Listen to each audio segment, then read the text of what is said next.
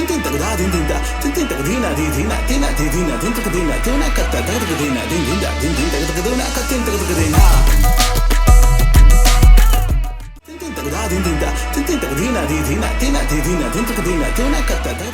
we supposed to begin? The next session is titled A Woman on a Suitcase by Shazaf Fatima Haider. Hello everyone, it gives me great pleasure to chair this session on the launch of A Woman on a Suitcase by Shazaf Fatima Haider. One of the most intriguing qualities about Shazaf is that she writes about familial life so well. Thank you. And I just want to give everyone in the audience who doesn't know her work, I'm sure all of you do, a little bit of an insight into what she's written before. She wrote How It Happened, Firefly in the Dark, and this terrific new novel. So I just want to begin by asking you, what inspired this book? What was the premise of the novel is very interesting. A woman named Seema Haidari is shown the door practically. She's unceremoniously evicted from her home with an empty suitcase. And this is a form of punishment for her given by her husband. So tell me a little bit about that. So, thank you, Taha. बहुत तमीज़ से आप अपना conduct कर रहे हैं. I approve. ये बहुत तमीज़ में रह रहे हैं. So the time that I wrote this book was during COVID. And what happened in my life was that I was living in St. Albans, where I live in the UK, and everything was shut. And I had gone from having one daughter to having one daughter and 3 sons in the space of 12 months. How? Because my stepson moved in with us, and I had twins. So, and then the world shut down. And actually, I wanted to be the woman on the suitcase. You know, I said, I wish I had a suitcase where I could just, take my stuff. And I also thought about, I would ration off all the powdered milk for the twins, and I will just leave. And then I was reminded of someone I knew in the past who talked about her daughter who used to sit on a suitcase and cry every time her daughter's husband kicked her out of the house. And she used to say, वो तो निकालता रहता है, वो निकलती नहीं है, बस सूटकेस पे बैठ के रोती रहती है. And that is the image that stuck in my mind, a woman on a suitcase. But I didn't want, and that story broke my heart, so I didn't want that woman to just sit on a suitcase and cry. I wanted her to do something about it. And so as I started writing, and by the way, for anyone who is an aspirational creative writer out there, I wrote it in COVID, and I wrote 200 words a day. And I had a really awful, rubbish first draft in 1 year. But I got the story down. And then it took me about a year. I'm a very bad editor. I'm lazy. I don't like to reread my own stuff. But it took me about 2 years to keep going back to it. But if, 200 words a day is a little bit at a time, and you can actually write a novel. And that's how this one was written. It is incredible if you think about it. I was very interested in the way you dealt with this concept of the suitcase. Something that was a form of weakness, you made it a strength for this character. A weakness into a strength. A strength in many ways. Mm-hmm. And it is a form of psychological manipulation. Yes. Giving your wife a suitcase and saying, okay, you know what, go out. Go out. So it's an empty suitcase as well. It's an empty suitcase. It has nothing in it. It's purely for the symbolism of it. Mm-hmm. And the symbolism is pointing to the fact that जब हमारी सबकी खानदान में नहीं, but I mean जब यहाँ पे ख़वातीन शादी करती हैं, this is not my line, it's a very witty line, it's not mine, I heard someone say it to me, कि यार लड़की के फर्नीचर की जगह पहले बना देते हैं, लेकिन लड़की की पर्सनालिटी के लिए जगह नहीं बनाते हैं. बिल्कुल. Adab, but it's not mine. And I think that that is true. And so and there are many women that I know who are very empowered, but who struggle with this sense of ownership of their bodies by the most empowered of people. Like you have padhe likhe log who will tell a woman, I think you should breastfeed. Who will say, I hope कि तुम epidural नहीं लेना. This दर्द आप बर्दाश्त करेंगे क्या? हकीकत. Right? So this sense of communal ownership of the bahu, you know, and I think the suitcase is a constant reminder that this is not your house. Your position here is precarious. You can always be turned out. It's fascinating because even though your protagonist is initially, you feel like she's a bichari, there's a slight narrative of victimhood in the initial pages, but you don't portray her like that. You don't want her to come across as a victim, and she doesn't. And at the same time, she's not even a savior for other people. No, she's not a savior. So it's a very interesting dynamic. And you also she tries to be a savior for her sister-in-law, and she fails because her sister-in-law wants to stay in a very abusive setting. At the same time, it's also not just a one-sided take on marriage. You do talk about her husband's perspective. Yes. Tell us a little bit about that. It's a very interesting story because I have been divorced, okay? And shuru mein, I was like, ऐसा लिखूंगी सब बता दूंगी, expose कर दूंगी उल्लू के, सबको. But the thing is that as I was writing it, I suddenly had a sense of like, but what would the other person have been thinking while he or she or they were doing this? And that allowed me to have a greater sense of empathy, and then it became not about me.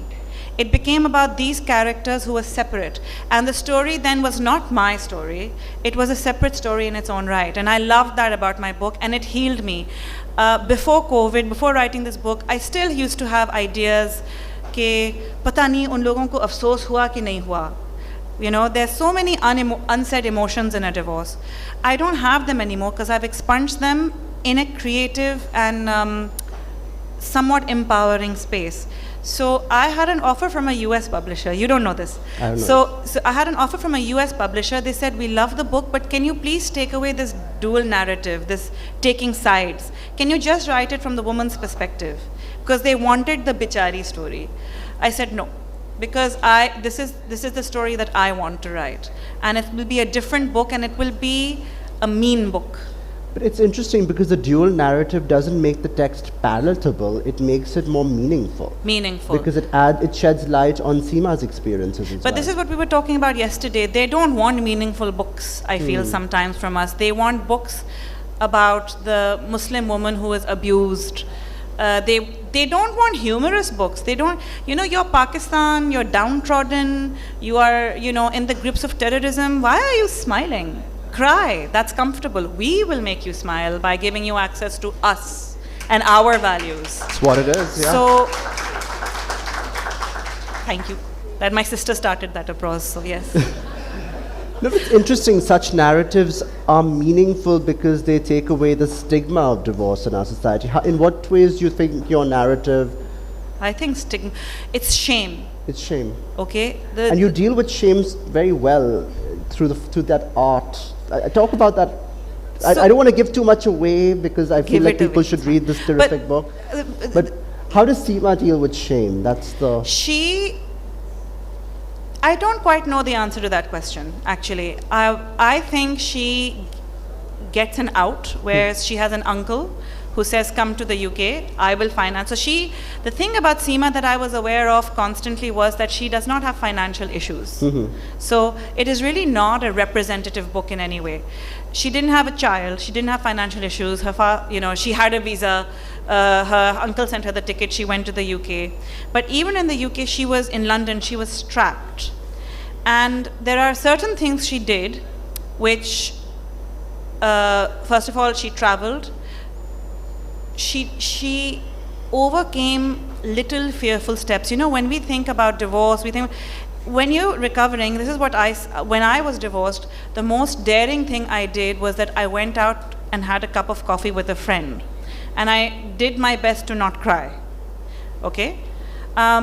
These are small little things that you sort of stop defining yourself. And then she goes a little further in chapter 17. We'll talk about chapter 17 very soon. My mother is already deciding We'll talk about chapter 17 separately, but yeah. Yes. So she does chapter 17. And basically she paints.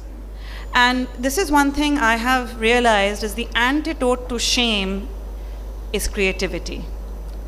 So she paints, she goes to her art. The byproduct of art is anxiety, but that's a different matter. It's fascinating because you mentioned earlier that you wrote this book and you were able to set aside quite a few of the emotions you'd felt with regard to your divorce and everything. Can art heal us in any way completely? No, because the byproduct of art, as I just said, is anxiety. Yes. So when you write, so the process of writing is incredibly healing.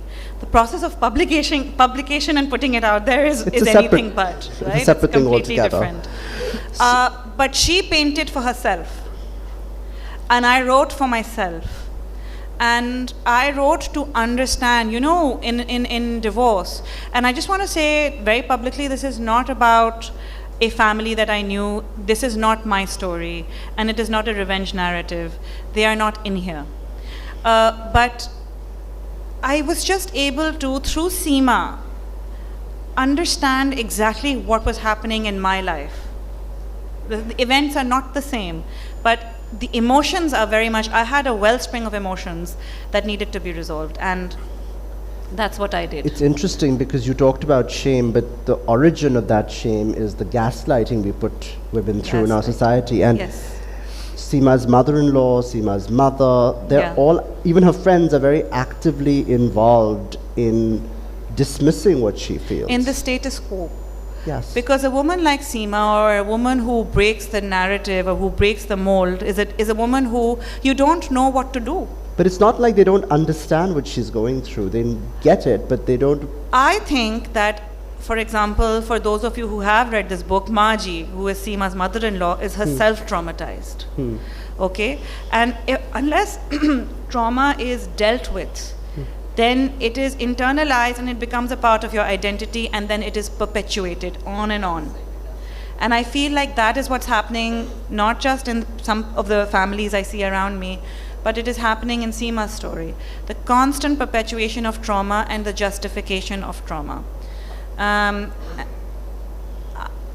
It takes a lot of courage to let someone go. If you have not, if you have been in the grips of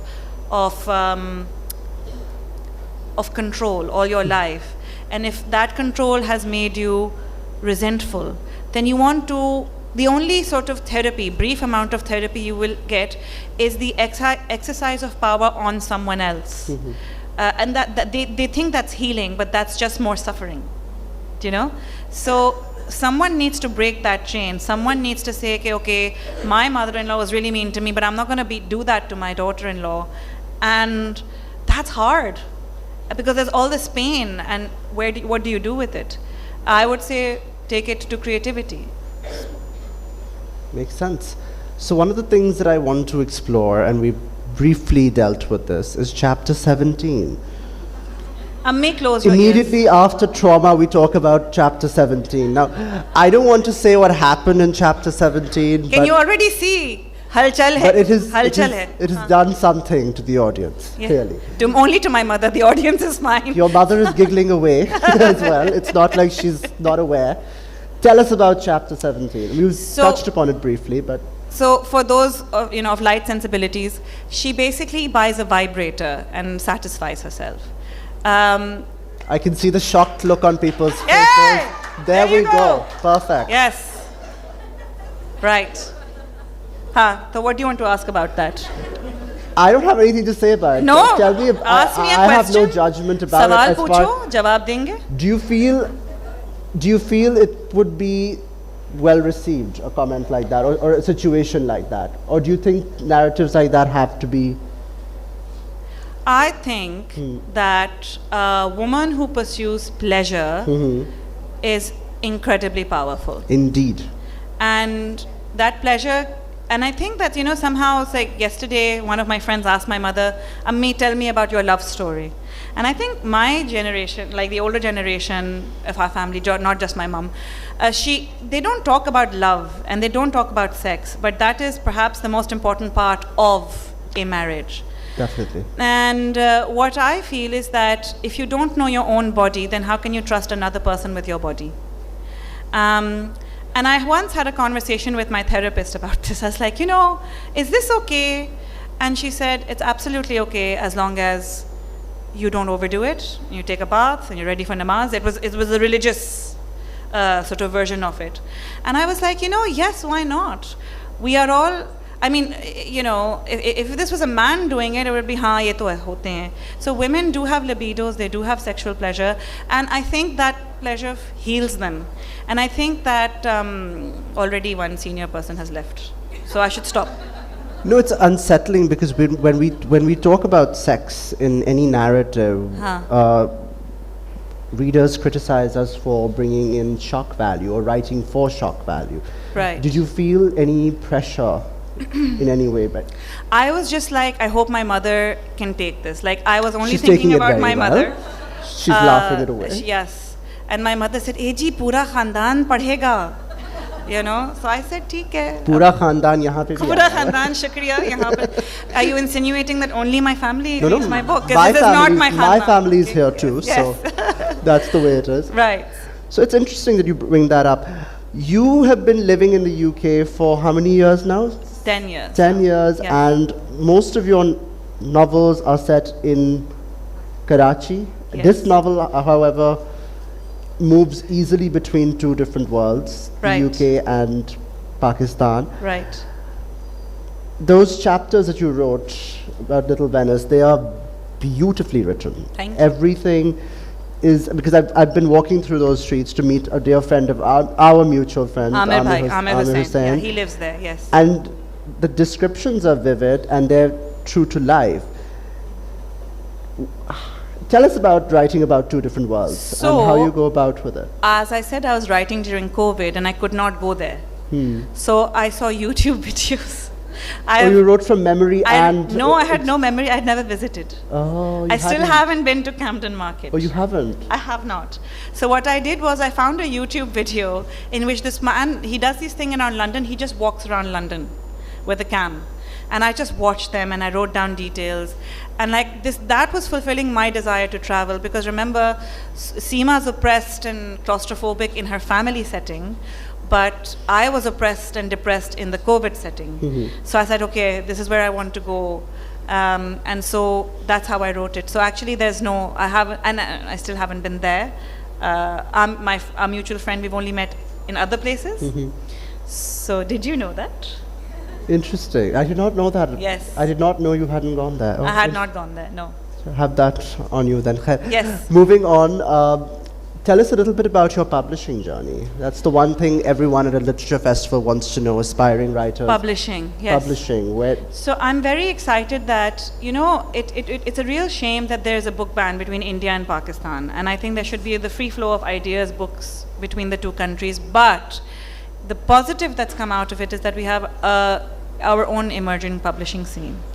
And you have benefited from it, and I have benefited from it, where our books are now easily available, and they are cheaper. And if they run out of stock, they can always send it to the readers. With How It Happened, Liberty Books used to order 50 books at a time. Oh God, yes. And in my book launch for How It Happened, 200 people came and they ordered 100 books. So everybody left home empty-handed. And then the next installment was going to come 2 months later.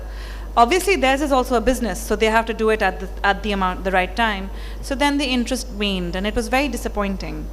And then How It Happened went to the pirated market. So most of the copies I sign are pirated market, but I see this as a bit of a compliment that people are still wanting to read it. You and I are bestsellers in the piracy market. Are you also Chalo Mubarak? Typically Tanya and How It Happened. Very good, very good. Heavily pirated.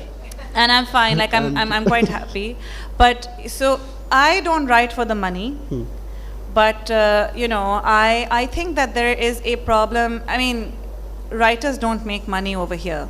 So writers try to get published in the UK or the USA, and you have to write a different kind of story. And I guess I'll announce it over here that I and my husband are starting some sort of a literary prize. Excellent. Yes, where we are going to I have no details, and my husband knows about this.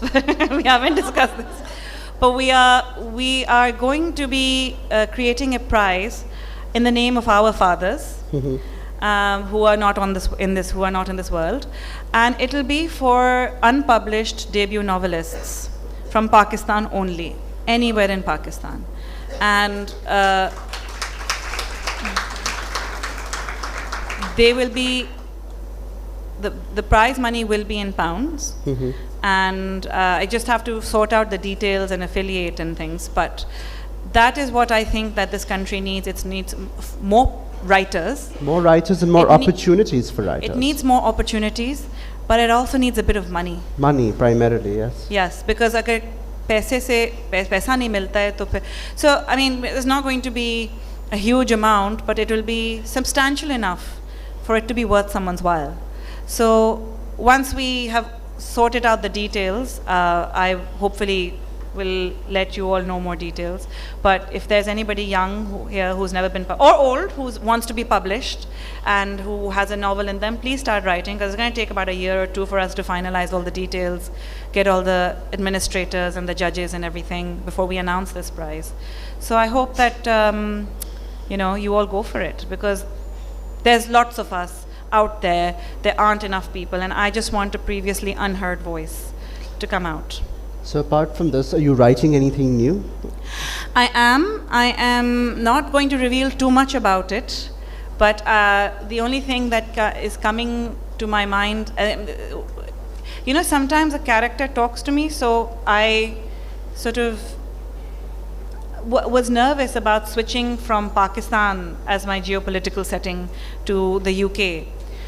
But I was asking, the ether, as I was cooking tarai, as we all do, cooking tarai, and I said to the character, can you please talk to me? What is your problem? And I heard a voice, and it's not really a physical voice, but I got the mind. I have no problem, I'm just too tall. So it's going to be about a tall woman.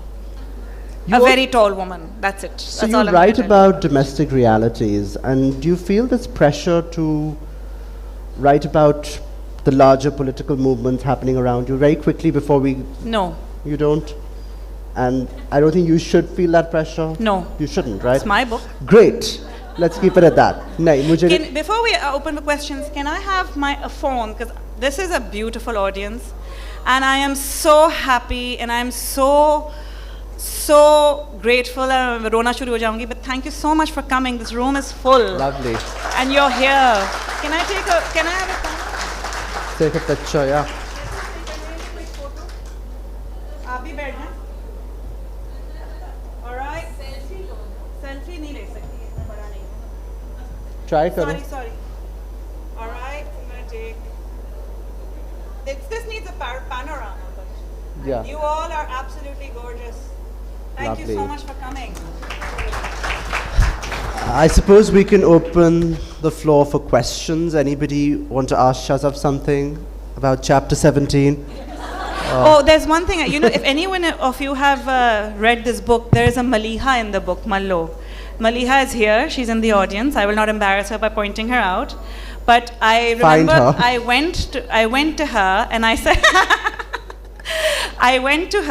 said, this has happened. And the first thing she said, this is going to need chocolates. And she got lots of chocolates, and she held me. So when people, and she's a women's rights lawyer, so if there are people like that in the world, then we'll all be okay. Thank you. I love you. Yeah.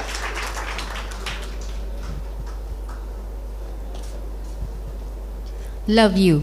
This Thank is you. my first comment. Thank you. And next thing is that I bought this book yesterday, and although Atiya has been pressing upon me, buy it. But I still bought it yesterday, and I think I have covered a little bit half of it. Amazing book, alhamdulillah. What I really want to ask Shazaf is that you write words, but there are meanings behind them, For example, as I was really going to like Mrs. Khan, she came to your house and her feet were barely touching the ground. Now that has a lot of meaning. She's not grounded, right? No. Oh, that didn't occur to me. So And, yeah, amazing. okay. Thank Sometimes you. writers And need then, that during the reminder. conversation, your mother realizes, Seema's mother realizes that her cup is empty. Yeah. And she offered, do you want more? Now that was a time when she was losing her argument Yeah. while convincing Seema that you have to go back. So her cup was really empty. Yeah. So Oh. I saw none of this when I was writing it, so thank you. So that was my question. Does it come naturally to you, or is it Obviously not. unintentional? Okay. But when she wants to fill her cup, Yeah. the idea is that she wants to fill her cup while Mrs. Khan is berating Seema. Okay. And आपको ये नहीं है कि आप अपनी बेटी को protect करें. आपको ये है कि आपके मेहमान की कप की where are you? Because Maji is the most not Maji, Mummy Yeah. is the most sort of untethered Yeah. and not in touch with her emotions.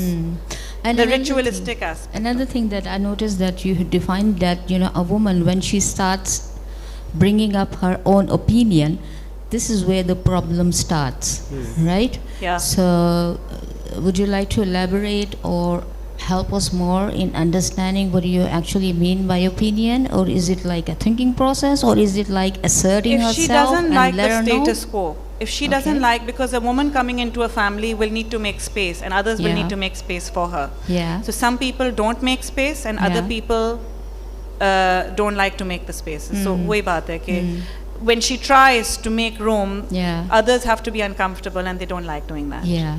And just one Thank you. last quick question. How would you define a proper woman? A proper woman, Yeah. there's no such thing. There's no such thing. A proper woman. Proper woman. Proper. क्या proper? Loaded term, yeah? Ah, yes. Very loaded. I think we have There's a question. some, Amna ko bhi le dena. Amna's right there. Hi, Shazaf, Romana. I just wanted to know, did you have a say in the cover? Which cover? The cover Liberty of your book? book? Yes. No. Well, Mahnu is standing right there, Oh, so I God. don't know. I wondered because, your woman on the suitcase, when she's on the suitcase, she is here in Pakistan and not in the UK. But there's the Big Ben in the distance. Yeah, but I that- asked them to, because it was a That's- very desi Yeah, that is cover. what my question So I is. asked, can you put something to show that it's not just about Pakistan? There is Big Ben on the cover. Yeah. But the Indian version is also very nice because it's basically a single line going for a walk, but that walk makes her face. Okay, Yeah. thanks. Could we? There's Amna and then you, is that all right? Thank you so much. And Yeah. me? Oh, sorry. Okay. Yeah, chalo, my. rehne do. It's okay. Orange acha hai. I also have an orange bag. Okay.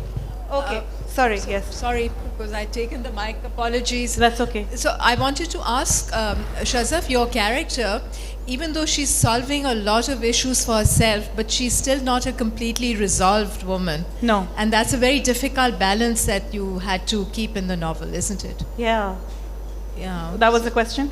Well, yeah, but I just- yeah, there's no such a resolved person is a dead person. You Let's know? be honest, You're yeah. always trying to solve problems. So yeah. I think we should give. Hi. So everyone who's wondering who Malia is, that's her there, right there. Shazaf, brilliant. It was so much fun. I read it in a Thank you, day. Amna. Thank you for बहुत मजा आया. coming. Thank you so And much. I read all 3 of your books and how your writing has evolved. It's brilliant. It बहुत मजा आया. I just wanted to ask you something. I was just wondering, what would have been Seema's fate if she didn't have that uncle and like the financial resources for her, somebody to send her a ticket and like for her to get that Seema, exit? I think, would have rebelled, and I think she would have stayed in there and done something. No.